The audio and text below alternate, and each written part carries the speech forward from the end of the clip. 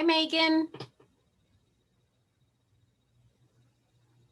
Hi there, how are you doing? Good. How are you?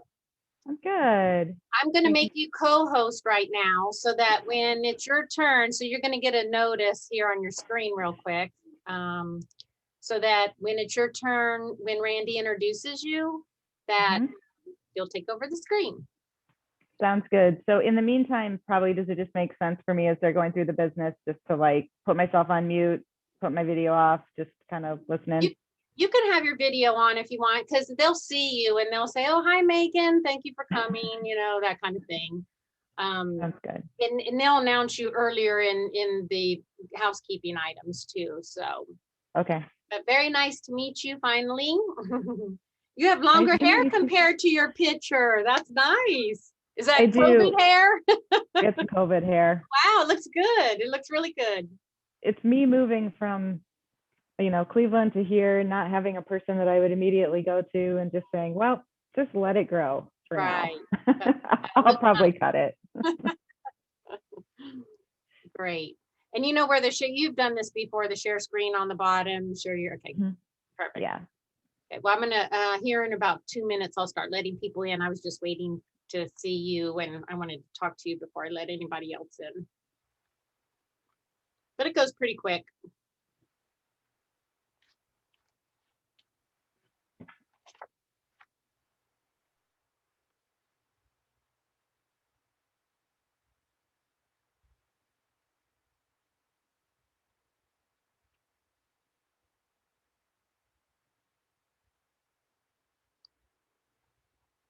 Okay, I'm gonna start letting them in now.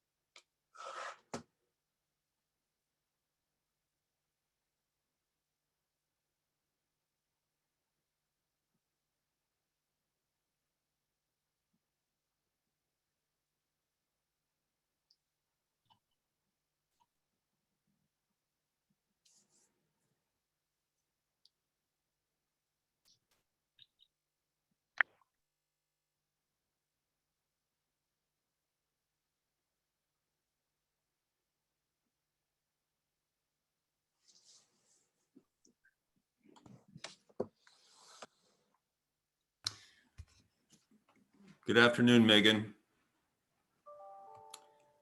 Hi, thanks for having me. Well, thanks for joining us. We're thrilled that you're available. It should be fun, hopefully. Guaranteed.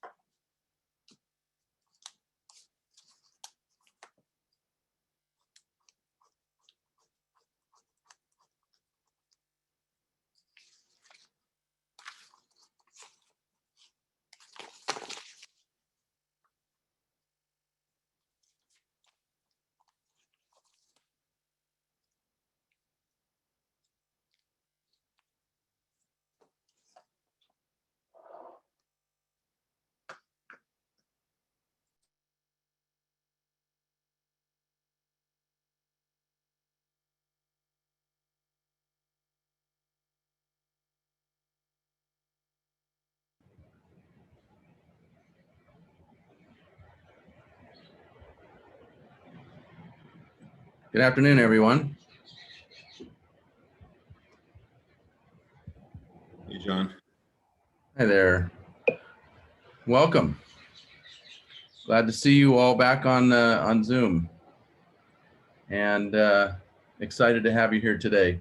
We have a great presentation. I had a difficulty logging in because I couldn't find my Zoom link. Kind of embarrassing. My apologies. Welcome back. And we just finished our board meeting a few minutes ago, and I'm pleased to tell you that we're doing well, and we even had an opportunity to discuss the possibility of getting together again soon in person when it's appropriate and safe. So one of the parts of our conversation included preparing a survey of our membership, and you'll probably be seeing something in your email sometime soon regarding your interest in getting together, which we suspect may be high, and also your willingness to get together relative to safety factors and potential vaccination condition and that sort of thing. So we look forward to getting some feedback from you, and also wanted to let you all know that we're making great progress in our planning for the spring 2022 LU, or Land Economics Weekend. John Weber on the board of directors is doing a great job spearheading that effort, and we're thankful for him and the entire team that's working diligently on that. So next spring, we'll be having a big event in Sacramento. Sacramento will be hosting the national convention for Lambda Alpha. So also wanted to remind everybody that we look forward to next month's meeting, and Randy will have an opportunity to speak to that briefly, but we also would like to invite you to consider sponsoring these Zoom meetings. It's really one of our only sources of income at this point, besides membership dues. So any interest in getting some exposure would be appreciated. So today I wanted to, I'm going to introduce Randy in just a moment, who is going to introduce Megan Van Voorhis, and wanted to have an opportunity to thank our sponsors. We have Steve Bender with the Bender Insurance Solutions, and Randy Getz. Steve, are you on the call? Don't see him. I am on the call. I am on the call. Super. Will you thank you? Yeah, I'm audio, but I'm not video. Sorry. If you'd like, great. I'm glad you're here. Take a minute and tell us a little bit about what you do, and we appreciate your sponsorship. Well, thank you, John. And next spring's event sounds great. Well, thank you, LAI, for allowing Bender Insurance Solutions to be a sponsor for this month's luncheon. BIS is proud of having been part of the Sacramento region's business community for over 82 years. We are an ESOP. We are employee owned. And yes, we are indeed insurance brokers, but we are also dedicated to sound alternative risk management policies for our clients within Sacramento region and 11 Western states.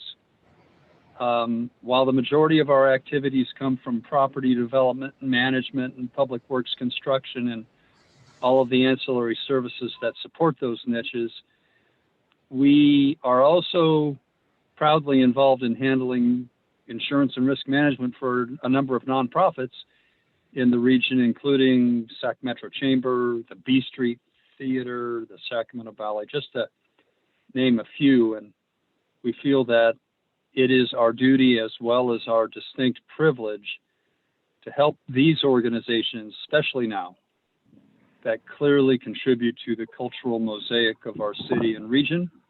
And for that reason, we're really happy to have Megan as our speaker today. So thank you very much. Excellent. Stephen, thank you very much for your sponsorship. We're most appreciative. And Randy Getz of CBRE.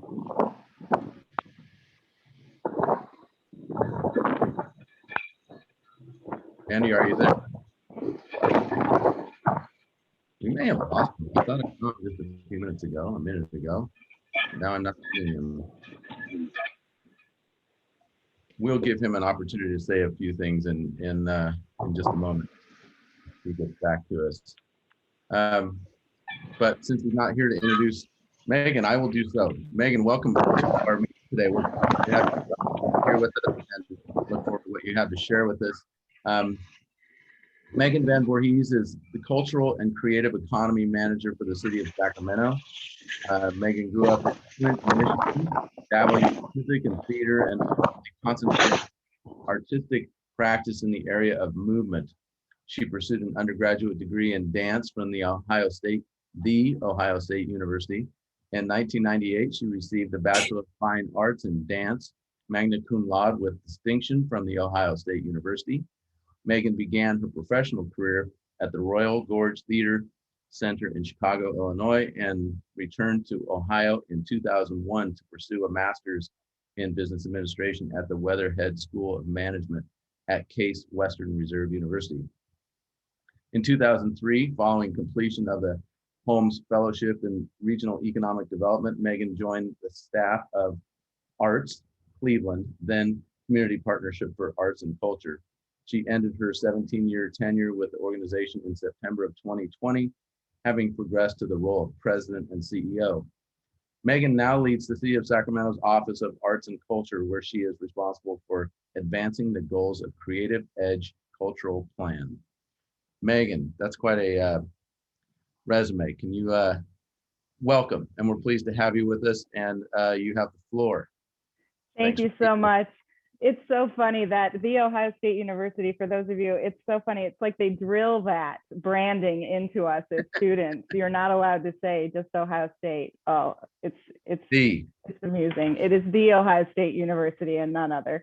So thanks so much for having me today to come and talk. I came to Sacramento I arrived in Sacramento in September. At a really just crazy time in our sector. And I'll talk a little bit about where we're at in terms of some of that, but I have really enjoyed my time here so far, getting to know a lot of people, and just a wonderful city. I just think everybody has been super welcoming. I experienced that throughout the interview process, and today, even as I continue to meet people in the community, a process that I know will continue for many years here. I just am so overwhelmed by how welcoming people really are. So I'm going to share my screen here with all of you and move in. And I think we should be fine. Someone, if you're not seeing, feel free to pipe up. But I think we're good to go. So I want to just, as was noted, my job in Sacramento is to advance the goals of the Creative Edge Plan, and it's probably worthwhile to give you a little bit of flavor for a timeline here in relationship to Creative Edge. So in 2016, Daryl Steinberg was elected mayor, particularly and explicitly stating that the creative economy was an area of interest. In 2017, we began the Creative Edge planning process and our efforts to establish the Race and Cultural Equity Task Force. We had a pilot program with the Creative Economy grants that we launched in 2017. 2018, we adopted our office's first Race and Cultural Equity Statement and the plan, and then formed the Sacramento Arts Education Consortium, which is a pretty significant group of players from school districts and our office and the Sacramento County Office of Education, Higher Education. It's a really great group of people coming together to advance arts education in the region. And then in 2019, we did our first cultural equity audit. And some of you may actually know the Office of Arts and Culture by what preceded it was the Sacramento Metropolitan Arts Commission. So that year in 2019, we evolved organizationally. We became sort of this wholly owned division of the city. We continue our partnership with Sacramento County. Structurally, we're just a little bit different. We now have the Arts, Culture, and Creative Economy Commission, which is a body that helps us carry out our work and is appointed by the mayor and council. And then in 2020, we launched our Artists in Residence program, which put artists on site in each one of the City of Sacramento's 8 districts doing work A big part of our work last year was actually the Creative Economy Recovery Program, which I'll talk about a little bit. And we launched the Cultural Equity Investment Program, which was a significant investment in organizations that are led by, accountable to, and predominantly serving people of color in the region. This year, today, we have a couple of major projects going on, one that you might have heard of called Community Mural Sacramento. This is separate from Wide Open Walls, which is a mural festival in the city. This actually is something that we're launching as a result of Creative Edge planning dollars, and it's going to result in community murals, one community mural in every district.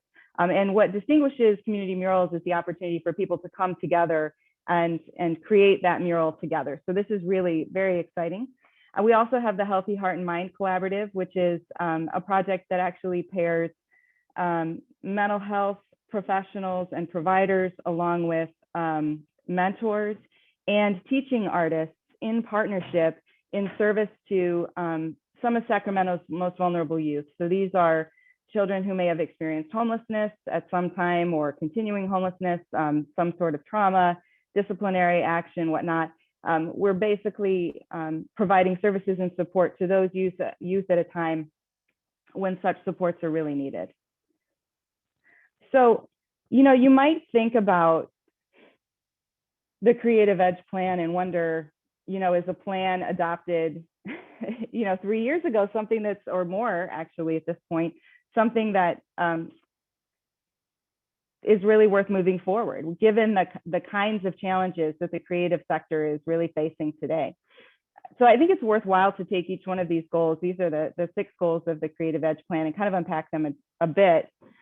So back then, decades of underinvestment led this community to prioritize arts education for the city's youth. And you were right to be concerned. At the time, arts enrollment in Sacramento City Unified School District was just 35%. Today, schools have been forced into remote learning. Already struggling arts education programs were forced to follow suit with little to no preparation.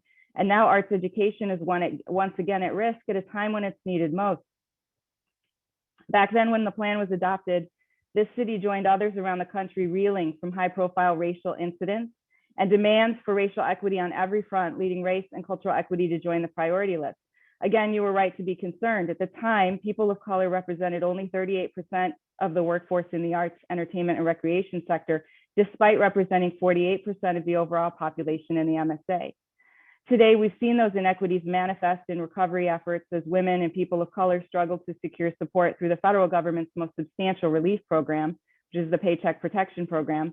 And while state and local programs help to fill the gap, even those had limitations arising out of federal mandates. Back then, the capital infrastructure was identified as a major issue for the creative economy. Today, for-profit and nonprofit organizations in the arts and entertainment sector were the first to close and will be the last to reopen. And I'll pause here and note that actually, if you look at the national data on unemployment in the arts, right after oil and gas mining comes the arts, entertainment, and recreation sector at the unemployment level of 17%, along with motion picture and sound recording industries. So this is really, you know, a serious issue facing our creative industries nationwide. Back then, creative space for artists and creative infrastructure was identified as a pressing need, and I imagine that we'll have some conversation about that today. Today, with the influx of people from other areas of the state, there's even more pressure, and simultaneously, the retail environment has shifted considerably as a result of COVID, leaving many storefronts empty. And while thankfully Sacramento City Council has stepped in to provide support for the creative economy with federal relief dollars, the crisis is not over and more support will be needed for reopening and recovery in our field.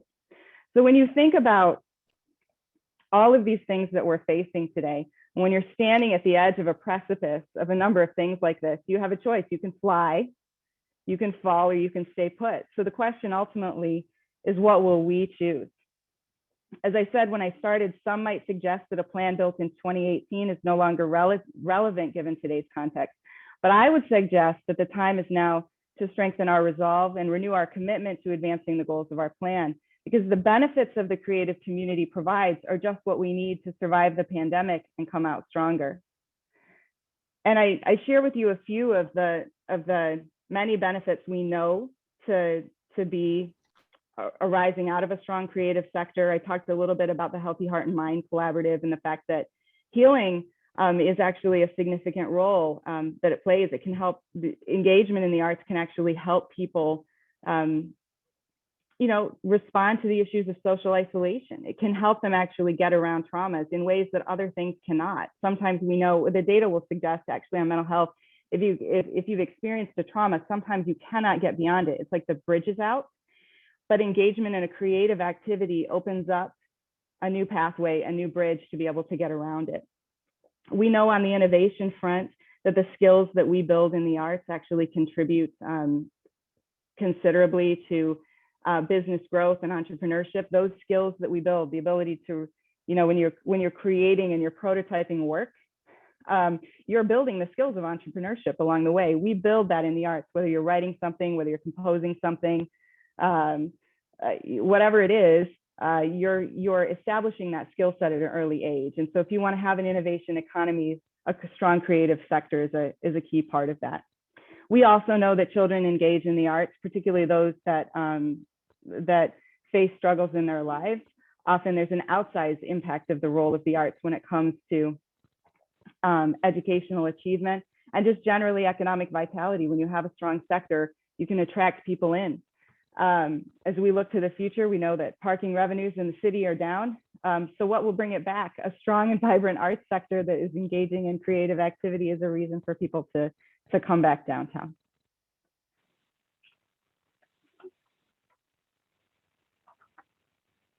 So, where do we go as a division? I think one thing that's important when I came to town was really, we had become a division that had many projects and activities that had evolved over time. But my desire, after talking with many people in council, people in other departments of the city, people in the arts and cultural community, was to really shift our approach and to identify core functions.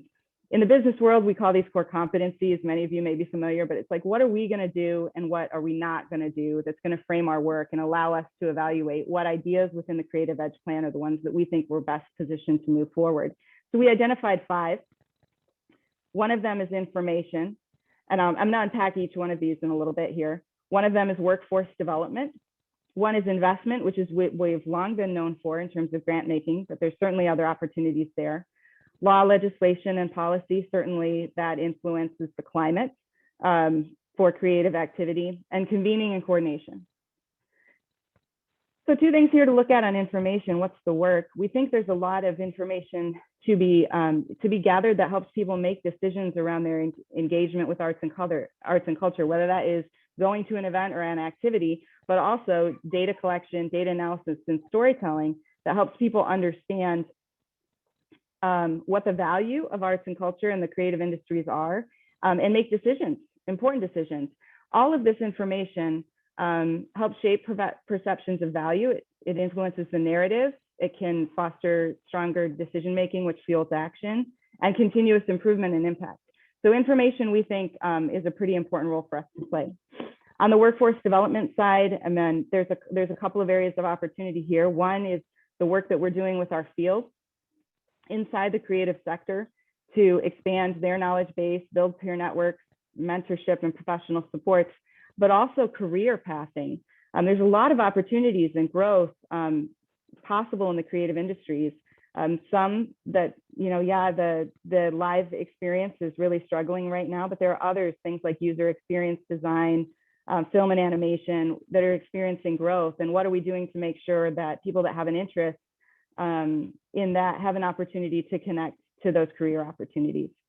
So our goal with this work in the field is both to improve the quality and the capacity of the workforce to hopefully drive better outcomes, increase diversity of the field, which we think improves sector health. We know that the data is clear on the more diversity, the stronger your business outcomes. So if that is true of a business, and then it's likely true of a sector, it's true of a community as well.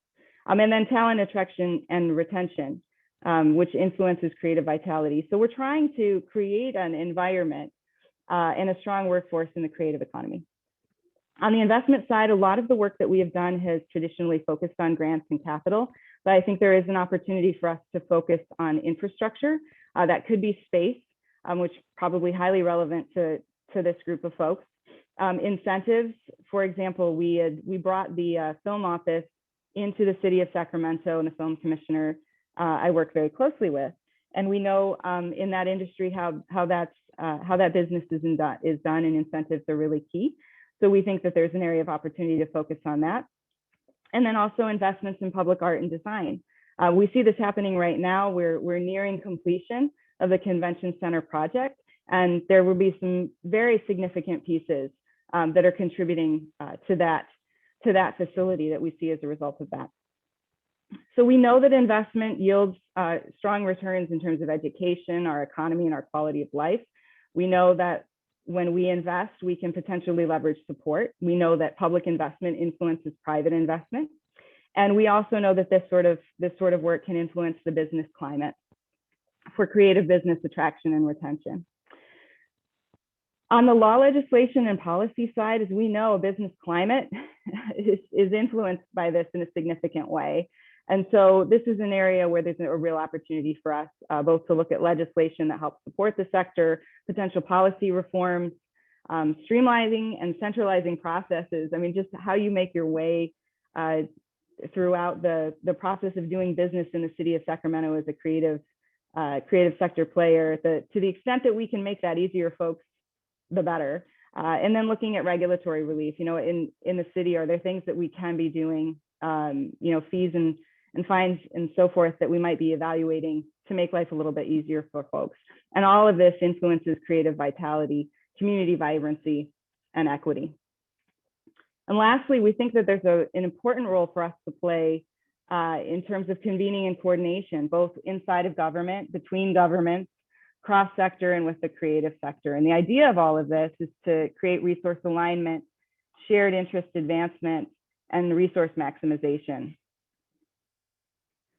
So just a few ideas in terms of where we're going.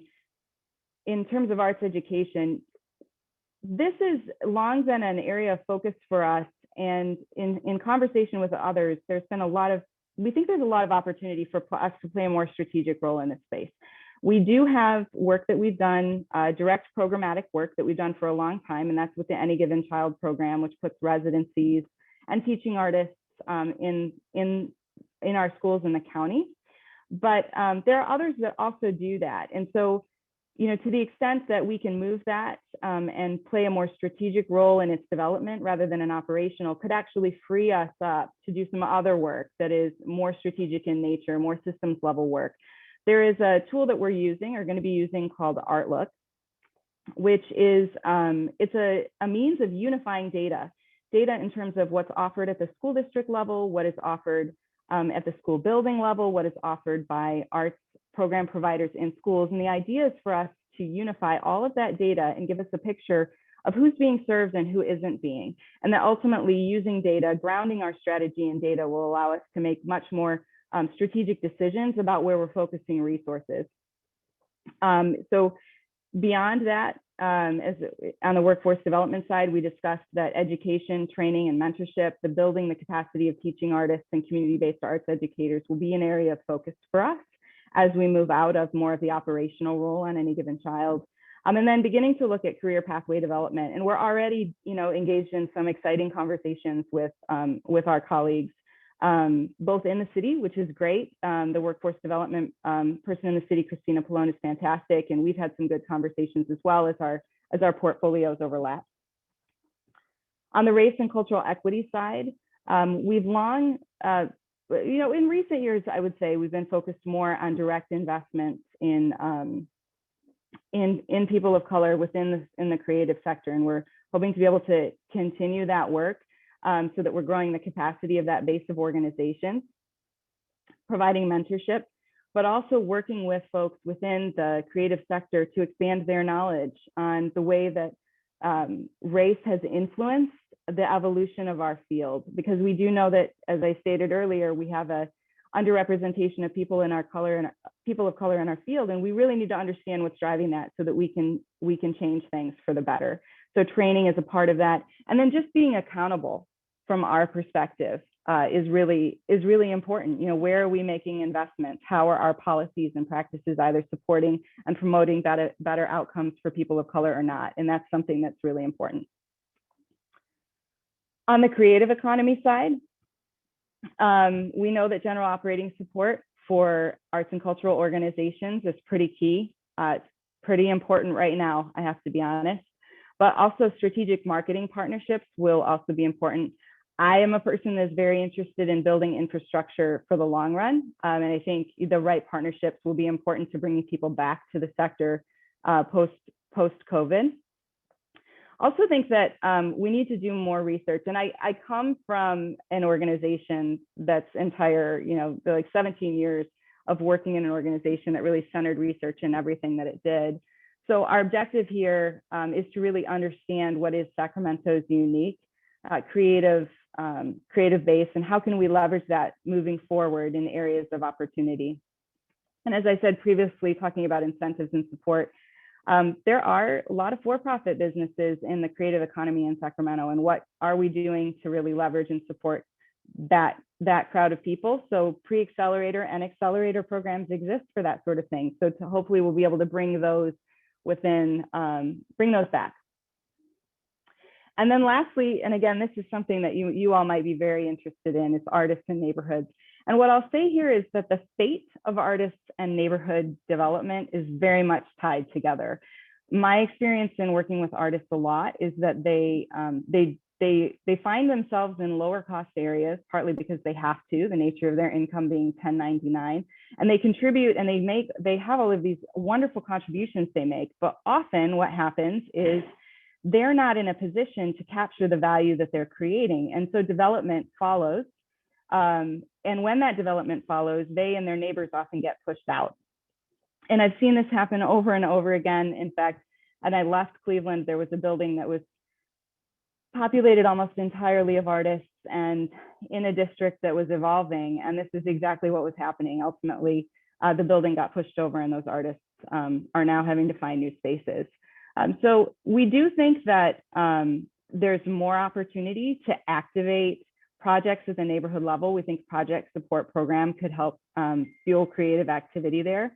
But beyond that, I think there's a real opportunity for us, again, to deploy the research we have to really understand what the natural creative districts and space needs and opportunities are for the creative set. And could we come up with some strategies, either from a policy perspective that protects those districts so that those artists maybe don't get pushed out, or that we can identify opportunities for storefront activations with artists and those sorts of things. Opportunities for community growth and community wealth coming out of that work. So lots of opportunity there. And then artist development. So the idea that we would be working and training and programming that builds the capacity of artists for civic work and wealth building.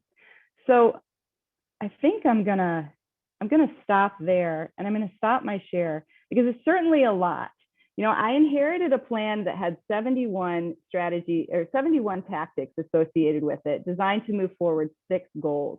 So, you know, when you're evaluating something like that, it's pretty critical that you have a strategy that says, we're going to do this and we're not going to do this, and we're going to identify those opportunities or those partnerships for other folks to move things forward. So that's really what I've done here through all these conversations, is to just enable us to have a framework for evaluating those. And hopefully you'll see in the latter slides really was the application of that framework across those 6 goals.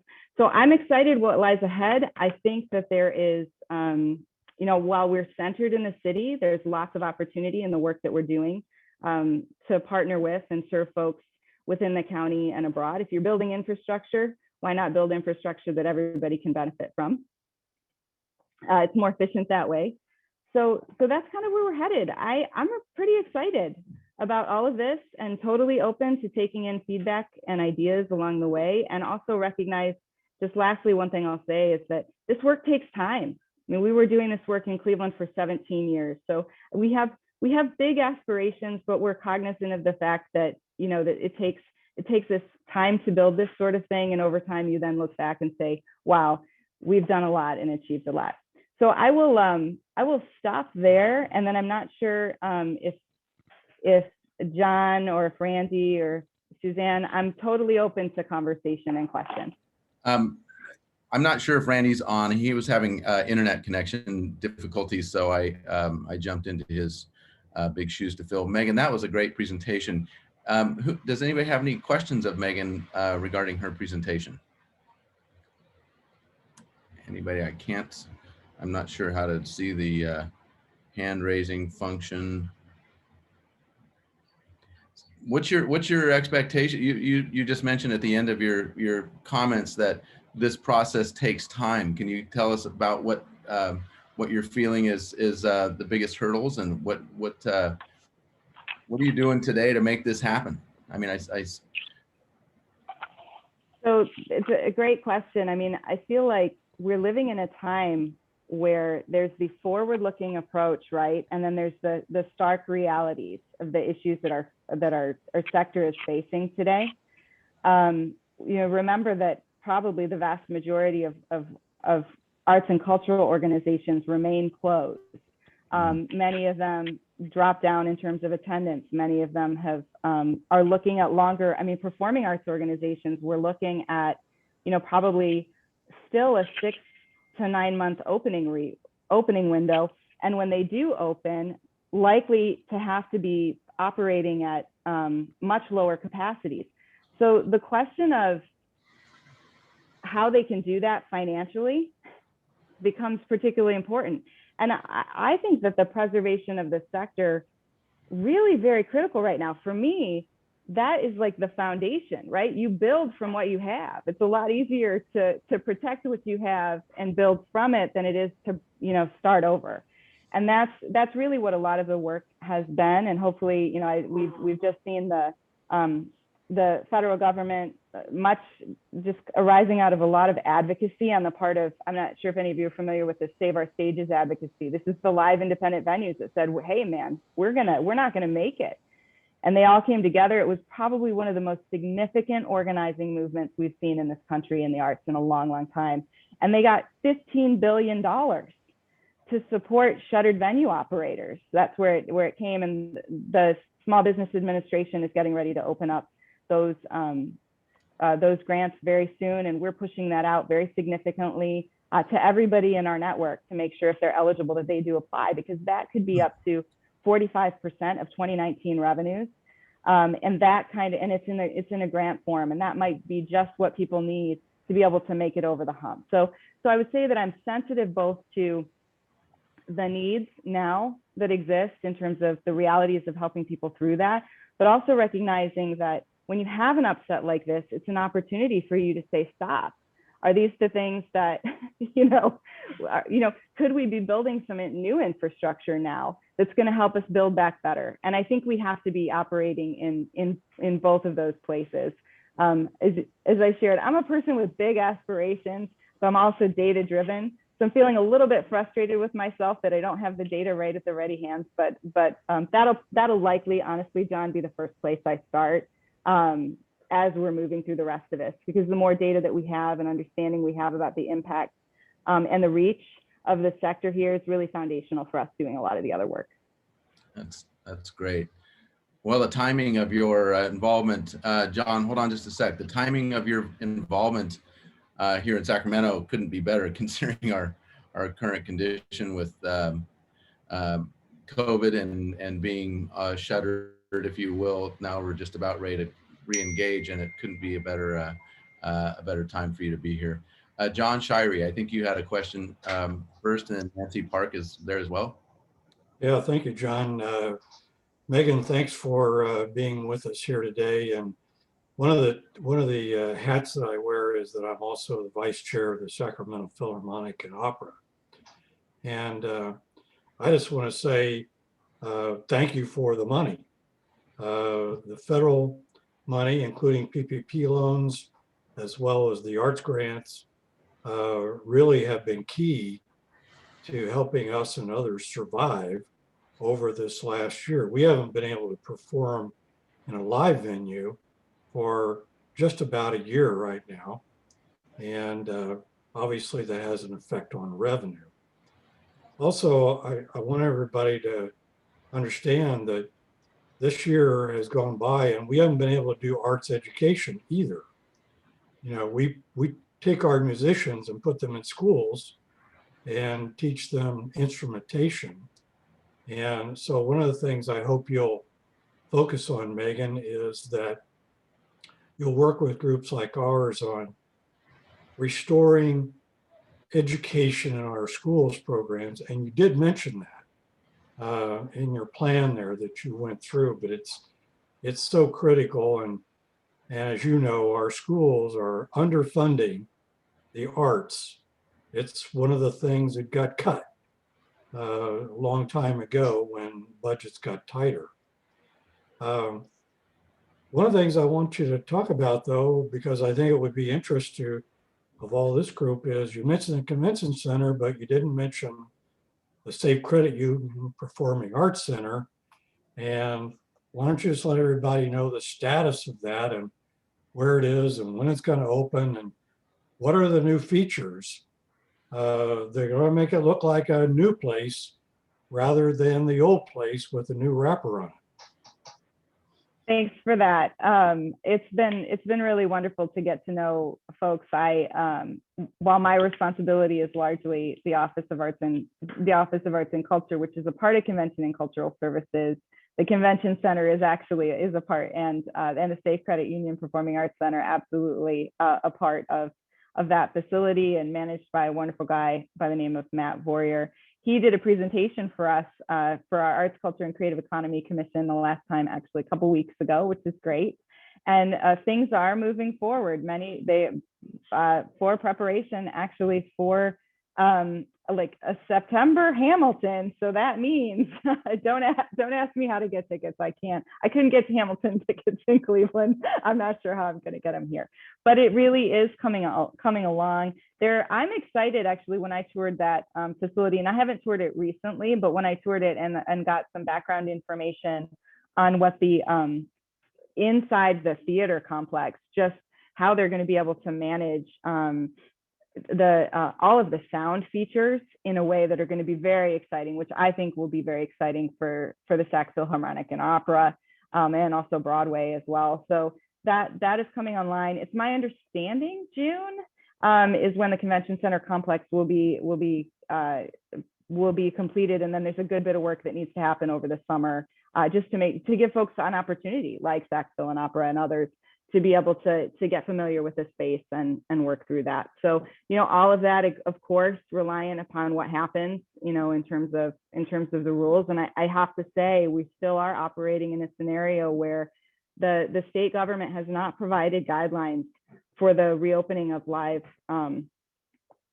performance. And that's a real challenge for people. I would add, John, to some of the things that you've been sharing or some of the challenges there, that is a real problem in the performing arts, because you don't get to just flip on a switch and have Broadway, or you don't get to flip on a switch and have a live music event at an independent venue. People need time to be able to book and to plan, and knowing what the guidelines are going to be is really important. So I know that the advocates, Californians for the Arts, pushing very, very hard on state government to be able to get information on that and guidelines so that people can begin to prepare. Again, the push isn't necessarily to reopen. The push is to have guidelines to allow them to have a reopening window, of a preparation window, to be able to get it so that people can come back. And I will also say I can take absolutely no credit for the investment that the city made. I came in September, but I have watched a wonderful team of people that I work with on a day-to-day basis who made it possible to get those funds out quickly to folks in this community. And I think just even the level of investment that was made by the city is unparalleled in any other city in the country. So that is real leadership on the part of mayor and council, in a really strong team of people to make sure that it's been getting out to the people who need it. Great. Good question, John. Thank you. Nancy Park. Yeah, I have a question. One thing, you've been given a lot of goals and a huge territory and some pie in the sky to you. What's your top priority today, this week, this month, the next 3 months that we actually might see some real physical results from? Not, like, oh, I'm laying groundwork, like what's something real that's going to happen that you actually have as a top priority? Maybe it's your not number one top priority, but something actually that we might see accomplished. And then secondly, I'd like to, introduce the thought or the idea or the possibility that in your pie in the sky, that you add a maker space for somewhere in the city of Sacramento. It's very difficult for a private party to start a maker space because without, subscribers, they can't economically pay the overhead. And yet a maker space is an incredible hive of incubators for potential new business and creativity. And, there's some amazing possibilities, but it's very difficult economically to start something up from scratch. And so, the possibility of that being, again, one of your pie in the sky possibilities, irons in the fire, so to speak. But if you could put that as your top priority, I'd be right there with you. I have to say, so a couple of things. Yeah, I'm a person that always has many irons in the fire and recognize that certain things are going to move more quickly than others in the context. I do think that research and data is critical, and that's something that you're going to see relatively soon because I do think it's foundational, and I don't like to see us shortchange that. I think it's really important for us for decision making. So that for me is a real priority at this point, understanding where we are as a sector in terms of race and cultural equity, understanding where we are and where the opportunities are as far as our economy. I mean, I think film and animation is an area that I've gotten connected to, and there's a lot of opportunity there. But people need to have data to back that up. I can't just put that out there and say, yeah, let's make this investment here. You got to have the data to say this is a worthwhile investment, worth making when you consider all other viable opportunities. I think you all probably get that. So I would say priority-wise, research and data pretty key. And yes, infrastructure. And I will say on arts education, we're moving on that. So we're pivoting our work, and that's going to be a big change that happens over the course of the next few months. We're working on a new partnership agreement with regard to Any Given Child, and that's going to create the space for us to be able to get the work done on the data side that allows the strategy building. There's a lot of work happening in terms of the coordination with external partners. And I think if we get that right, we're gonna be able to position ourselves to make some movements. So those are definitely priorities. I'm looking for a house right now. I'm gonna say this. So I see what's happening in this marketplace, and I'm extremely concerned about creatives being able to live here affordably. You cannot have a creatively vital city if an artist cannot afford to be able to have space.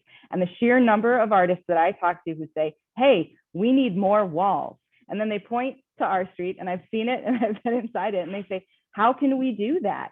How can we make that possible for us to be able to have access to that? So, retail storefronts are empty right now. We don't know when those are going to come back. What is the opportunity to come up with just a simple strategy right now to put artists to work and activate those spaces? And what can we learn from that in terms of the potential to get them access to space? So yeah, I could go on forever. As you can tell, I am passionate about creativity and its ability to transform lives and communities. And that for me, it's a lifelong work. And I'm shifting locations. I've shifted them out here, but that's a big deal. So much of what I'm doing right now is a lot of infrastructure building, a lot of conversations with folks, and just trying to find alignment in our work. Because I think if we do that, to John's point about education, what I've learned as an advocate is honestly, you have to articulate your value in the terms that other people can understand. What are they making decisions about? With arts education, it's socio-emotional learning, it's 21st century skills, and it's helping them understand how the work that we're doing right now is influencing that. So yes, I'm a person with many irons in the fire. I'm big on data. I'm big on partnership. And I'm hoping that in the short run, we're going to start to see some movement on the arts education front.